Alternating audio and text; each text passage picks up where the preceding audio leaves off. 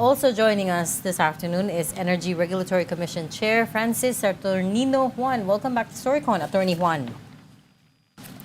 Yes po, magandang hapon. Good afternoon, sir. Okay. Good afternoon, sir. Okay, sir. Of course, you know what the president said yesterday about many things, including yung systems loss charge na gusto niyang, he's demanding na tanggalin. Can you give us an idea, at least in broad strokes to begin with, how much are we talking about when it comes to the bill of your ordinary consumer? How much of that goes to systems loss charge? Kung tayo po ay Meralco consumer, kung titingnan natin ang bill as a residential customer, ito ay mga nasa 70 centavos. So it's roughly around 5% ng ating total electricity bill. In terms of peso amount, tinignan natin yung total cost ng system loss ni Meralco. It is at around 3.2 billion per month on average. Ito yung cost na kinakarga niya at ipinapasa sa kanyang mga customers through the system loss charge, which is subject to the cap, that was set by ERC. So 3.2 billion pesos per month average. How much is that? Are they able to recover all of that, or that's already capped? In the case of Meralco, their actual system loss performance is below the cap of 5.5% na applicable to private distribution utilities. So they are able to recover all these costs from their customers. Attorney, bago napasok yan sa speech, sa SONA speech ng Presidente, kayo ba ay nagkaroon ng pag-uusap, due diligence? Sinabi na niya na nagulat siya sa... nagulat din po kay attorney, right? So hindi kayo nakonsulta, attorney, dito, saan kukunin yung mawawalang revenues at ibang impact sa gobyerno? So yun nga din po, and when Congress takes up the proposed amendments to Section 43T F, we will participate and ask also these questions kasi we are mandated to implement naman whatever is in the law. And if dun sa EPIRA, kung tatanggalin na yung pagsisingil ng system loss, we would need the guidance then of Congress as to how we go about implementing itong pagtatanggal ng system loss charge. Kasi mayroong gastos nga, as we mentioned, in the case of Meralco, it's at around 3.2 billion. So kung hindi na ito maipapasa as system loss charge, so paano ito mare-recover ng Meralco and all other utilities kasi lahat naman sila may nasisingil na system loss charge at present. Pero attorney, after the fact na yan yan yung mga gagawin. No? Pero before that, hindi nyo napag-usapan yan? Dahil major yan major development yan yung component na yan ng speech ng Presidente. Dahil for decades, yung EPIRA law, yung systems laws ay kasama. No? At yan yung mahalagang variable dito sa ating energy component. So, hindi man lang napag-usapan yan? Hindi po namin hindi po kami nakapagbigay ng aming inputs diyan. And of course yung system loss hindi lang ito nagsimula during EPIRA's time. Even before that, through RA 7832, mayroon na pong recovery on system loss. Yung caps lang ay pinababa and this is legislated. Pero pagdating sa EPIRA, ipinaubaya sa ERC yung pagsaset ng caps na ito based on certain technical considerations. Attorney, layman's question lang po, itong pagpataw ng systems loss charge dun sa consumers, is this industry-wide practice? I'm not talking about locally, but in other countries as well? Ito ba'y talagang ginagawa sa lahat ng bansa o tayo lang? Is it unique to us? Ito pong system loss ay nare-recover. May mga iba't ibang paraan in other countries. Meron ibang bansa. Nakasama naman talaga ito sa kanilang generation or kung ano man yung retail rate na na kanilang isinisingil sa kanilang mga customers. Kasi part talaga yan ng pagnenegosyo ng pag-susupply ng kuryente. Kaya kakailanganin siya i-consider as part of the cost of doing business. But as a general rule, kasi you're saying Bali that it also is charged to the consumers in other countries. But as a general Other rule, ways. mas marami ba yung ganon o mas konti yung ganon? Wala na po akong datos, but as far as I know, dahil nung pinag-aaralan namin yung lowering ng system loss caps, nag-benchmark naman tayo sa mga ibang bansa. At yun naman din ang napag-alaman natin that other countries also, they have a charge or a cost component equivalent to itong system loss. Help us, Attorney Juan, help us understand what goes into system loss here in the Philippines, because I understand, so most people know it to be theft and pilferage, mga illegal jumpers and so on and so forth, but I also understand na hindi lang yun ang tinatawag na systems loss. Yes. Meron din, there's the physics of it, right? When you transfer power, talagang inevitably some part of it gets lost. How much the system loss charges that we see today, how much of that is from theft and how much of it is from natural causes? Opo, yung pag-deliver, pagka-transmit kasi ng kuryente through the wires and then dadaan din sila sa mga transformers, etc.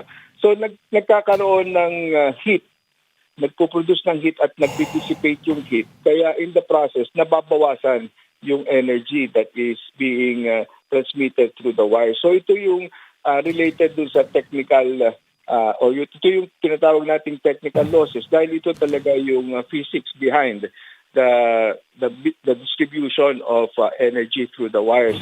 At yung component naman na hindi related sa technical losses, ito yung non-technical at karaniwan ito yung pilferage o yung mga defecto sa meter, yung pagnanakaw. Basically, ito pwede itong ma-address through other means, pero yung technical, talagang part yun nung pag-deliver ng kuryente.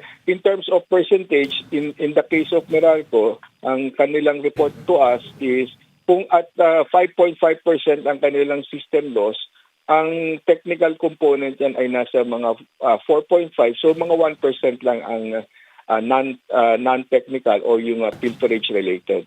Attorney, So technically, let me just repeat what you said. Technically, majority of the system's loss ng, for example, Meralco is not through theft or pilferage.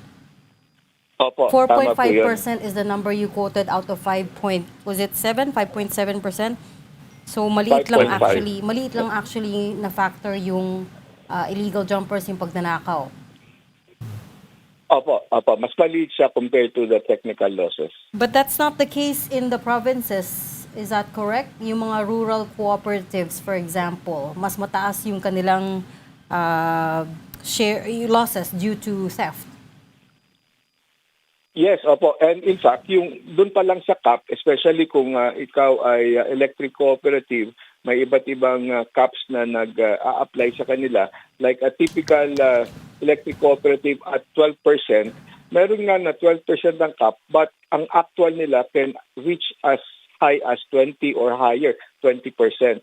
So ang rule lang naman is if yung kanilang losses go beyond the 12% cap or whatever cap is applicable to them, i-absorb nila yung cost ng system loss beyond the cap. Attorney, sabi ng Meralco, itong systems loss ay integral part naman talaga ng negosyo. Integral part naman talaga ng production, pag-produce ng electricity. Kaya ang sinasabi ng Meralco ay saan nila kukunin yan pag tinanggal? From your vantage point, nag-agree ba kayo sa kanila as ERC chairman? Ang amin po kasing mindset before doon sa pronouncement ng Pangulo is of course mapababa yung cap nang sa ganun ay mapwersa din ang ating mga utilities to operate more efficiently and maintain yung kanilang assets and mag-invest sa mga capital expenditures na magpapababa pa ng kanilang technical and non-technical losses. So it will entail also rin expenditures kapag maggagawa sila ng mga capex at ganun din kung may opex. But then kung ang benefit naman yan is lowering yung system loss, so may net benefit to our consumers in terms of lower electricity rates. Pero with that policy pronouncement naman, and if ito naman ang matatranslate through an amendment in EPIRA, so we will try to implement what the law will tell us to do.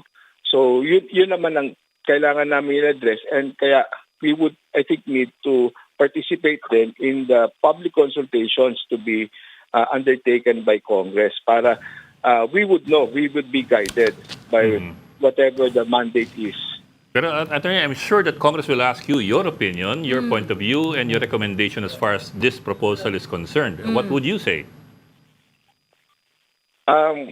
Kung ang target is we go by the removal of system loss from day one, so kailangan we have to prepare our utilities and then address kung paano ang sharing ng burden ng pagtanggal nun. Kasi ang burden nun will now be in terms of the cost that will not be recovered through the system loss charge to be imposed from the customers.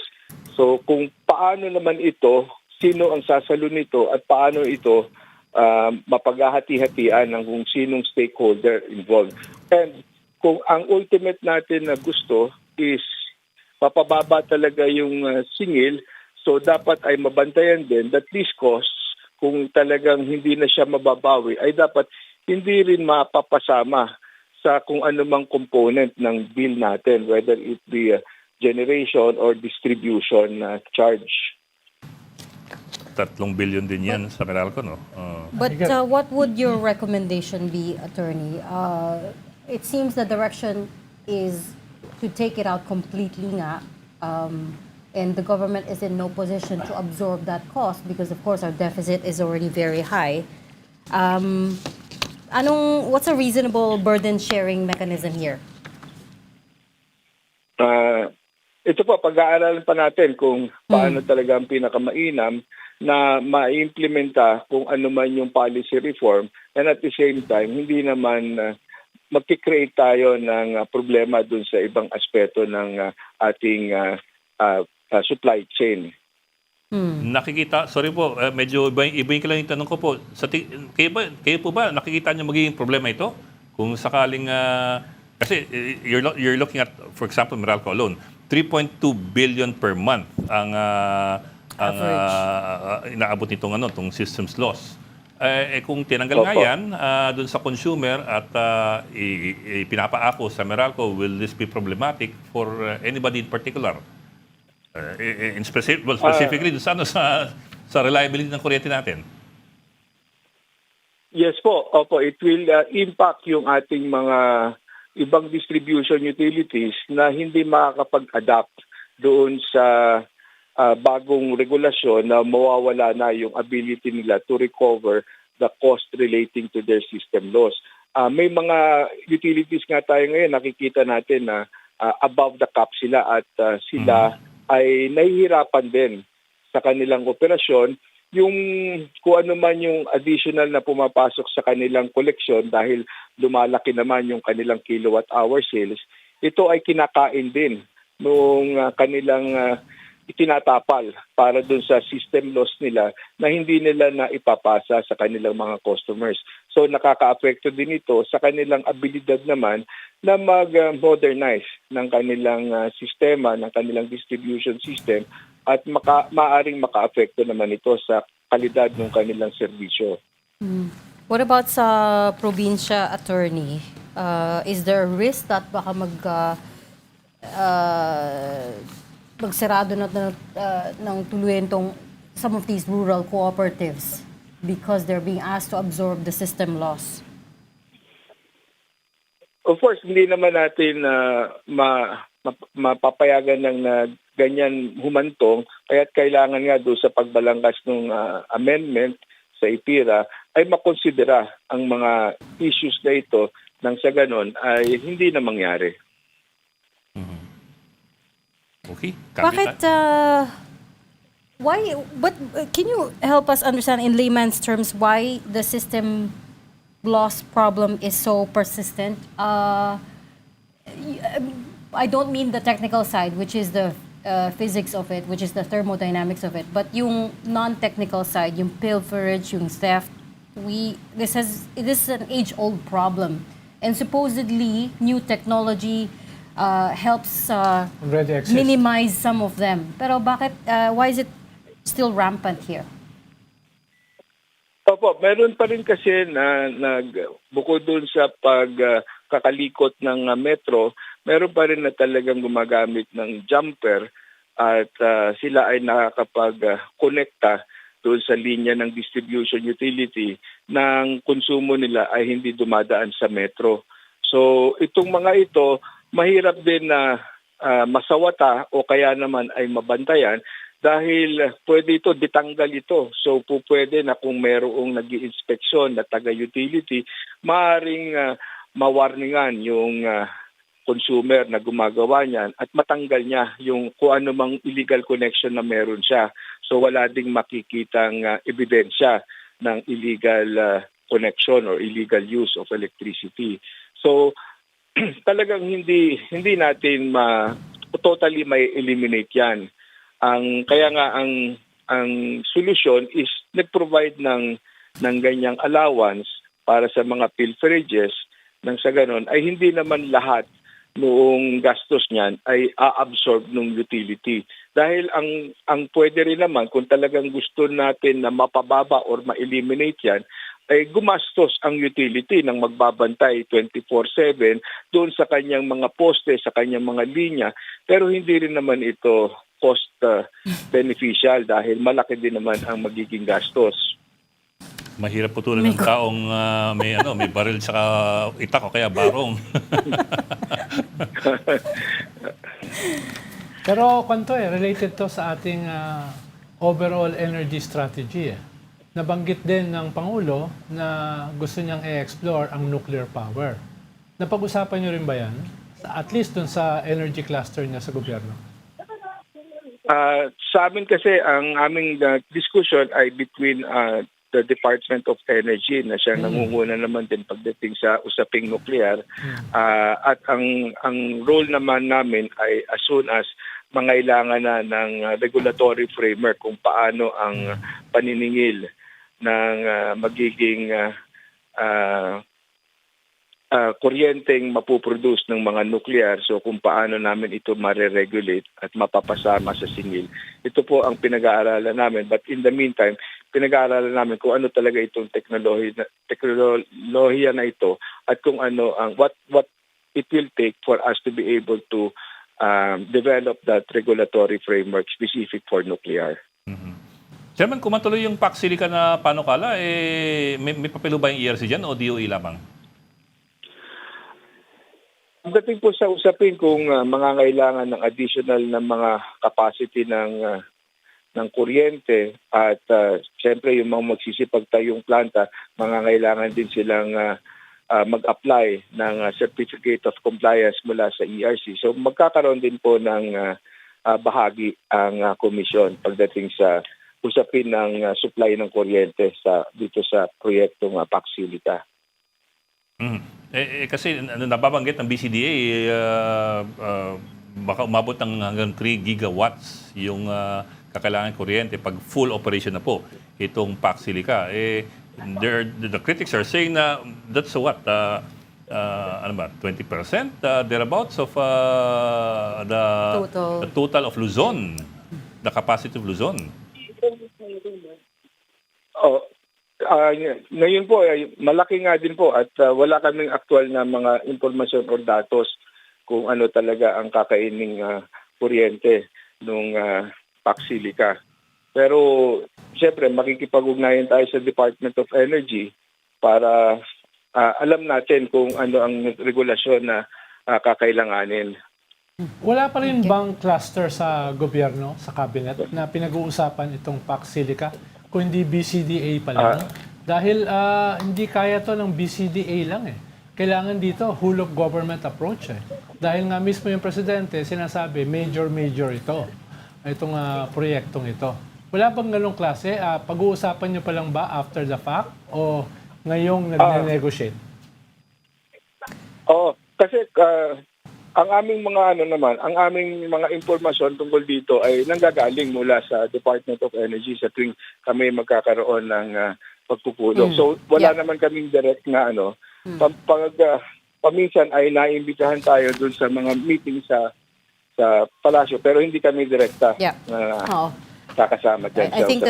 I think the DOE is the one taking the lead on this. Mamaya pa papasok ang ERC once meron ng infrastructure. But we'll leave that there. Thank you so much for talking to us, ERC Chairman Attorney Nino Juan. Salamat, sir. Salamat, sir. Salamat, Attorney. Maraming salamat po.